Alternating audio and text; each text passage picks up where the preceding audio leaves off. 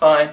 Alright. The subject is feminism, and can it be a thing which sucks out fun out of a group? You know, when you've got a group and there comes a little subgroup which emerges there, and I wonder how does actually feminism function, you know, like people will say, oh, and they heard about some people being molested somewhere, which is and can be a very bad thing. But I think the key to the whole thing is that people tend to regard themselves as a group. And once you're a group, then you can link it to a movement. So, I mean, I know, like if you're going, for example, to an atheistic gathering, then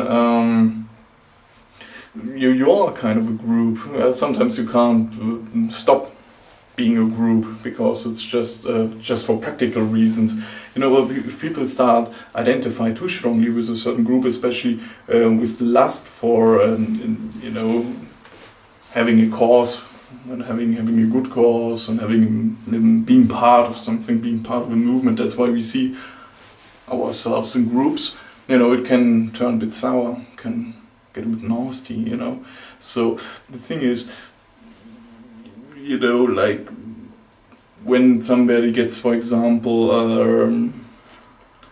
slightly harassed, which is not good, you know, like for example, sexy woman comes along and somebody touches her buttocks, you know, and the person being the victim is regarded as a human being.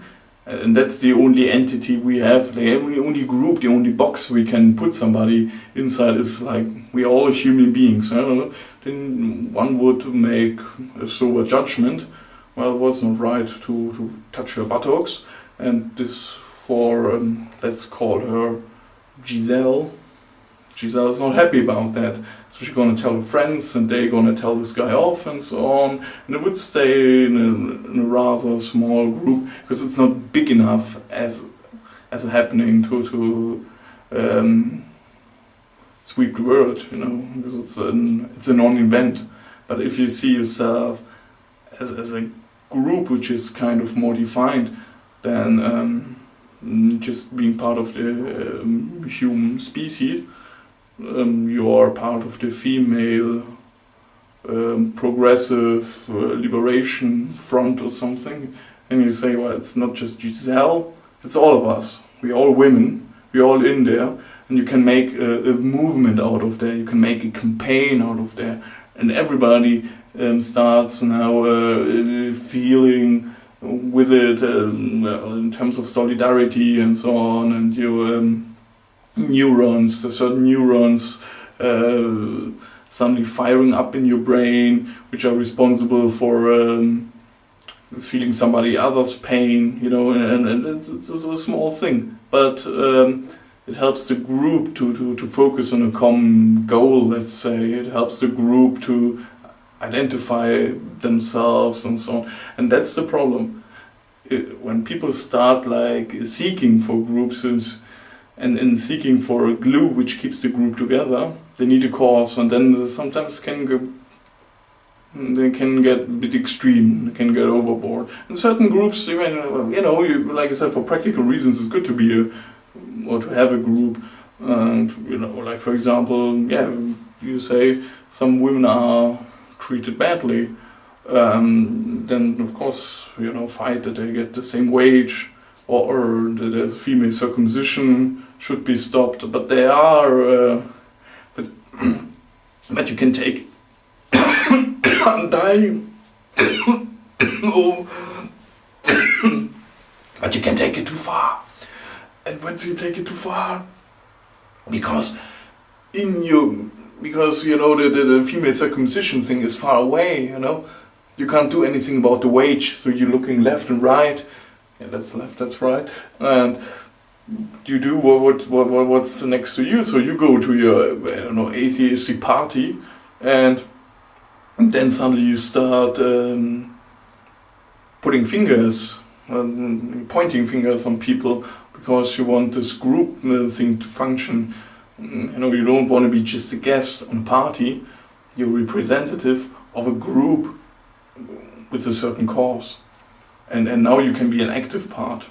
You don't just write theoretical articles about women in Saudi Arabia. No, you can make now rules and so on because you're in this group and you tightening up the whole female bunch group, your female pack and so on, and or the other people who are also part of that boat.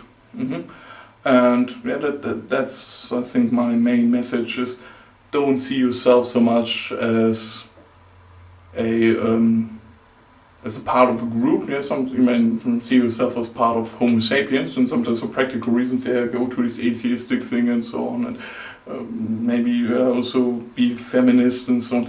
But don't see yourself too much in groups. If you're angry about something, if you feel offended, then only speak out if you personally as a human being feels offended. Don't talk for groups, Say, the ferret breeding society might feel very offended about this and that, and that's why it shouldn't be done, because there's certain people's feelings could be hurt and so on. And sometimes if somebody, stares at a woman's breasts, then just say, hey, don't stare at breasts. Don't make a movement out of everything. Now I've written a nice book about that. It's about just for German reading people on Amazon Kindle. It's called Der Prophet und das Gartenhäuschen from Axel Grabowski, and it's about group dynamics, about religion, basically false prophets, like all prophets in my opinion were, and how they seek advantage out of being kind of member, being actually the chief of a group, being the Führer of a group. So it's an interesting subject. Yeah. Maybe I hope I inspire other people thinking about groups, and on the other side about individual rights, very important, right?